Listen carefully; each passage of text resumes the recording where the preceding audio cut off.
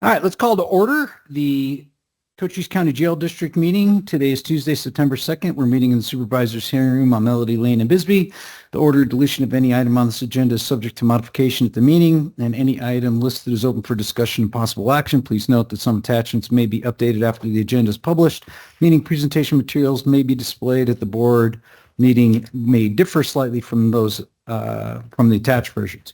Members of the Board of Directors will attend either in person or via remote conferencing. Members of the public may also attend via Microsoft Teams or the mobile app. The board may permit public comment during the discussion of any item on this agenda. To speak on an agenda item, complete and return the speaker request form to the clerk of the board prior to the start of the meeting. We'll begin with a roll call. District 1, Crosby is here. District 2, Gomez is here. and District 3, Antonelli is here. All supervisors are present and in person.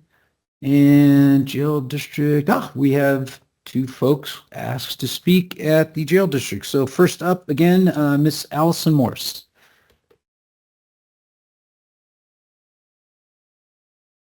Hello again. Hi. Thank you for allowing me to speak. My name is Allison Morse. I live in Portal. I want to make it clear that I am not necessarily opposed to a new jail if that's what's needed to ensure the health and safety of staff and inmates.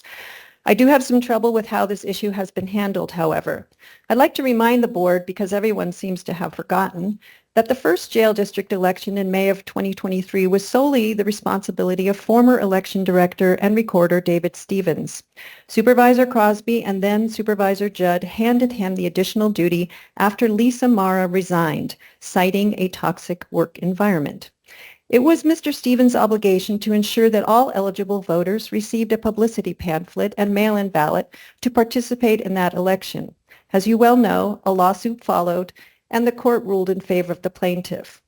It was because of Mr. Stevens that the board wound up hiring two different attorneys for over $60,000, paying Mr. LaChance $130,000, and forking out upwards of $150,000 to Chin Planning.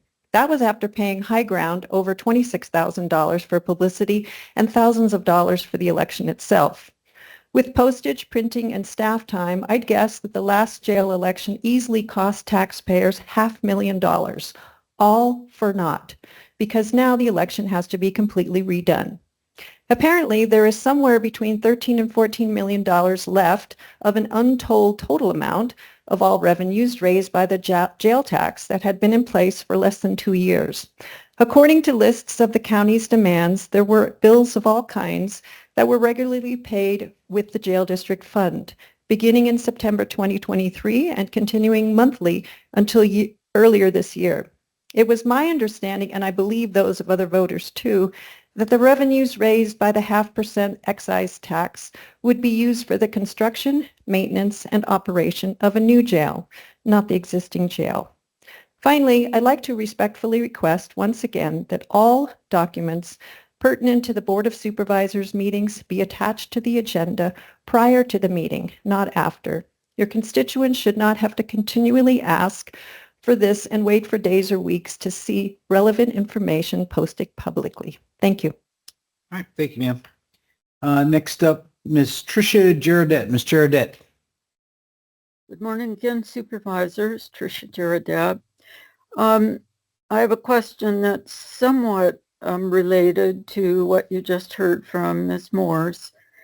On the district excise tax proposal, there's on your agenda, there's a planning contract that is now, I believe, I understand, to be paid from the already collected funds. So if we hadn't had a prior election and hadn't collected some funds, which have been frozen, would we now have to be paying that planning contract out of general funds, which is part of what Ms. Morse was talking about, I think. So that's my question about the current proposal for a planning contract, the source of payment, and is it indeed from the already collected funds? Thank you. I just want to add, even though these are not agenda items, so we're not able to answer them, but I would recommend that people attend the jail town halls that myself and Ms. Gomez and some of the county staff and the sheriff's office are doing. We have one tonight in Elfrida, if you want to attend that at 6 o'clock, where a lot of these questions that were asked today can be answered. And then there's Wilcox, right? We have the following one is going to be at Sunsites on Wednesday. So we got Elfrida tonight and Sunsites on Wednesday. And then there are additional ones in Wilcox and Benson that are in the coming days. So if you want to get more information on these topics related to the jail, the election, the budget, and all that, that would be the place to ask them. And we'd be happy to answer them.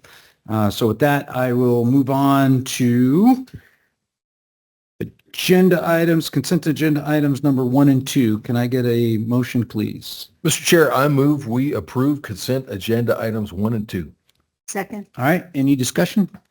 All right, motion before the board is to approve consent agenda items number 1 and 2. All those in favor say aye. Aye. Aye. All right, motion passes 3-0. All right, next up is agenda item number 3. Can I get a motion, please? I move to approve contract number 25-17-HEA-01 with Westwood Pharmacies to provide pharmaceutical services for detention health for a 1-year term beginning September 2nd, 2025. Second. All right, any discussion? Do we need Ms. Kennedy to explain anything? No? All right, so the motion before the board is to approve contract number 2517-HEA-01 with Westwood Pharmacies. All those in favor say aye. Aye. Aye. Aye. Motion passes 3-0. All right, next up is our regular board meeting, so we will now adjourn the jail district meeting.